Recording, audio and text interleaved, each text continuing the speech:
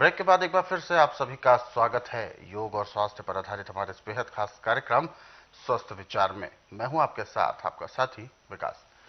दर्शकों, स्वस्थ विचार कार्यक्रम में हम आपके लिए रोजाना कुछ बेहतर लेकर आने का प्रयास करते हैं। कुछ ऐसे रोगों पर चर्चा करते हैं जो कि आपको अक्सर परेशान करने में बिल्कुल आतुर होते हैं। कुछ रोग ऐसे हैं जो सामान्य जीवन में कब हमारे शरीर में प्रवेश कर जाते हैं हमें पता भी नहीं चलता, लेकिन जब उसके दुष्परिणाम धीरे धीरे सामने आते हैं और फिर वो रोग ठीक मतलब सही समय पर ठीक नहीं हो पाता तो दिक्कत का सामना करना पड़ता है। बहरहाल, हम इस कार्यक्रम के जरिए आपके साथ वही नुस्खे और उपचार साझा करते हैं जिनकी आपको सबसे ज्यादा आवश्यकता है और जो नुस्खे, जो उपचार आपकी पहुंच में है। तो इसीलिए हम आप सभी से अनुरोध भी करते हैं, कॉपी पेन जरूर लेकर बैठा करें जब भी आप इस कार्यक्रम को देखने बैठते हैं। तो चलिए शुरू करते हैं आज के मुख्य विषय पर चर्चा। गुरुजी, आज के इस अंक में हम त्वचा रोगों के बारे में बात करेंगे। त्वचा यानी हमारी स्किन। कहते हैं कि स्किन के जो डिजीज होते हैं वो अधिकतर बाहरी जो इन्फेक्शंस होता है उनके बड़े शिकार हो जाते हैं, क्योंकि कहीं भी टच किया, कुछ किया तो खाज, खुजली होना, एलर्जीज होना और कई प्रकार की ऐसी दिक्कतें हैं। तो सबसे पहले तो मैं जानना चाहूंगा कि स्किन डिजीज किस किस तरीके की होती है, कैसे कैसे हमारे ऊपर हावी हो जाती हैं। देखिए, खून के इन्फेक्शन से सारा काम है। अच्छा, इसका मेन आधार खून के इन्फेक्शन खून है। जब आपके खून में इन्फेक्शन हो तो फोड़ा फुंसी, अच्छा, दाद चंबल, ये चर्म रोग कहलाते हैं। चर्म रोग जी। हाँ, त्वचा रोग कह लो। हम्म। और मेडिकल में तो मल में देते हैं लगाने को, इंजेक्शन लगाते हैं, खाने को कई चीज़ें देते, परंतु उससे लाभ नहीं होता। बड़ा लंबा इलाज। अच्छा। और जो हमारा आयुर्वेद, यूनानी, होम्योपैथी, नेचुरल का, हम डॉक्टरों को दोष क्या दें? जो पीछे से फार्मेसी में दवाई बनेगी वही तो देंगे, बिल्कुल। जिस पे लिखा के फलाने रोग के लिए वो दे देते हैं। लाभ होना हो उनकी जिम्मेदारी नहीं। परंतु मेरा एक मात्र आश्रम ऐसा है कि इसमें जिम्मेदारी है। अब जिसको त्वचा का रोग है उसके लिए ऐसे तो मैंने तेल बनाए हुए हैं और इससे घर का इलाज है। जब भी फोड़ा फुंसी, दाग चंबल कुछ भी हो जाए तो उसके लिए मौसम के अनुसार अलग अलग चीज़ें हैं। ऐसे सबसे पावरफुल जो चीज़ है वो है मूली। जब तक आपको मूली मिल रही है आप उसका जूस पीते हैं और मूली के रस की जहाँ पे फोड़ा फुंसी है, दाद है, चंबल है, उस पर मालिश करके नहाते हैं, आधे घंटे के बाद वो रोग से समाप्त हो जाता है। किसी डॉक्टर हकीम के पास जाने की जरूरत नहीं पड़ती।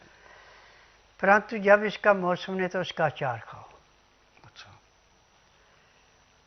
तिल्ली को, सूजन को उतारने के लिए, लीवर को पाचन शक्ति बढ़ाने के लिए, त्वचा के जितने रोग हैं इनको समाप्त करने के लिए मूली एक किस्म का अमृत है, अचार के रूप में। अब इसमें जो तेल पड़ता है, ये तेल भी उस रोग को ऐसे चाटता है जैसे दीमक लकड़ी को चाटती है। और खून को साफ करने के लिए संसार के अंदर सबसे जो पावरफुल चीज़ें हैं वो मूली है और दूसरे नंबर पे है हल्दी। यदि हल्दी आप अपने साग सब्जी में, दूध में ले रहे हैं तो आपको कोई भी चर्म रोग नहीं हो सकता। परंतु असली हल्दी होनी चाहिए, उसमें ये नहीं कि बनावटी हल्दी दे दी। बल्कि सबसे अच्छा यह है कि कंपनी का नाम चाहे कितना बड़े से बड़ा बना दिया, हेरा फेरी वहाँ भी चलती है। आप साफ हल्दी सूखी घर लाके कूट के पीस के उसका पाउडर बना लो। अब उसको भयंकर बीमारी आपको शरीर में खून की इन्फेक्शन की है, आप पानी भी जब पीना तो उसमें भी हल्दी उबाल के पियो या मूली का रस पियो तो आपका रोग ऐसे समाप्त होता है जैसे कूड़े करकट के ढेर को माचिस की तिल्ली जलाती है। और जो आप एलोपैथिक, आयुर्वेद, यूनानी, होम्योपैथिक खूब पैसा लुटवा लेते हैं और जब हार जाते हैं तब मेरे पास आते हैं। और नाड़ी परीक्षा में मैं उनसे यही प्रश्न करता हूं कि अभी तक कितनों का कर्जा दिया? दवाइयाँ कर्जा ही आई है। बिल्कुल बिल्कुल। जब वो कहते ये पूछो मत, मैंने कहा कि देखिए ईमानदार से दवाई खाएंगे तो 1 महीने का इलाज है, बेईमानी करेंगे फिर पता नहीं कितने साल लगने। और जब दवाई देके उनको दोबारा पूछा जाता है, जब एक्यूप्रेशर के लिए आते, कहते ये हमें तो नया जीवन मिल गया। हमें आज तक जो डॉक्टरों ने नहीं बताया था, टेस्ट करके दवाइयाँ दी थी, आपने तो कुछ हमारे से पूछा नहीं, दवाइयाँ दे के जो आपने बताया हमने दवाई खाई, हमें आराम मिल गया। मैं ये आराम परमानेंट है, ये टेम्परेरी नहीं है। यदि ईमानदार से दवाई खाएंगे तो अब रोग समाप्त होगा, दवाइयाँ बंद हो जाएंगी, परमानेंट दवाइयाँ नहीं चलती। नहीं चलती, बिल्कुल। तो गुरुजी, जैसे कि रोगियों के बारे में आपने भी बताया, तो ऐसे तो बहुत सारे रोगी आते होंगे जो अपने इसी संबंधित समस्या से परेशान होते हैं। देखिए मेरे पास ऐसे ऐसे रोगी भी आए जो कि बाहर के देशों में भी उपचार करा के आए, परंतु उनको राम नहीं मिला। राम यहीं आके मिला। सोराइसिस के मरीज, एक्जिमे के मरीज, खून के इन्फेक्शन के मरीज, ये महीने में कम से कम 50 से 60 तो आते आते हैं। और किसी का भी इलाज लंबा नहीं चलता, किसी का महीना, किसी का 1.5। इलाज, रोग खत्म हो गया, बीमारी है नहीं तो दवाई किस चीज़ की देनी।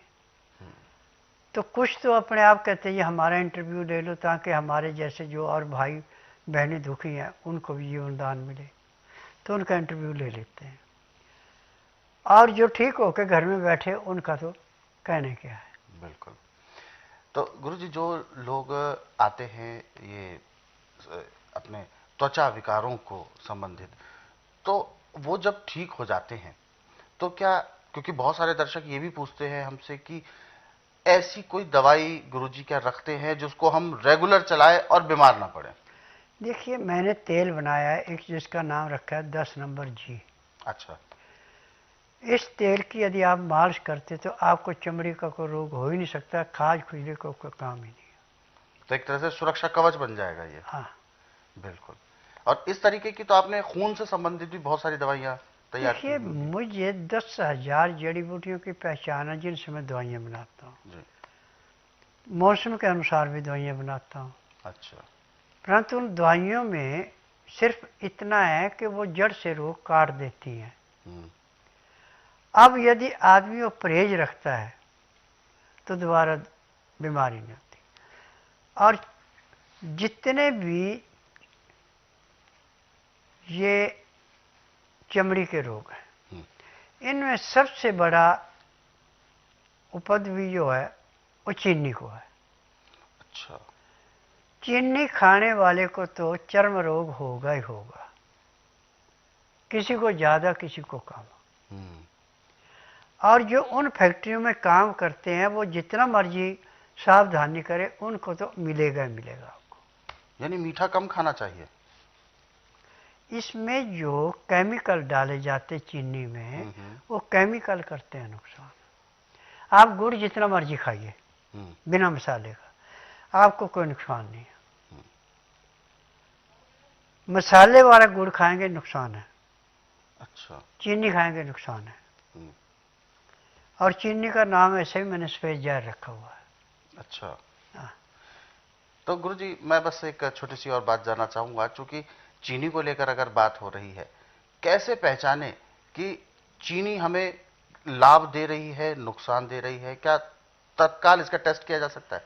आप ऐसा कीजिए, थोड़ी चीनी हाथ में ऐसे लेके जी। मुट्ठी में बंद करके बाएं तरफ यहाँ पे रख दिल पे रख लें और दाएं हाथ सीधा कर दें और खड़े हो जाएं। हाथ को टाइट रखे, दूसरे आदमी को कहे मेरा हाथ नीचे दबा, उसका हाथ एकदम गिर जाएगा।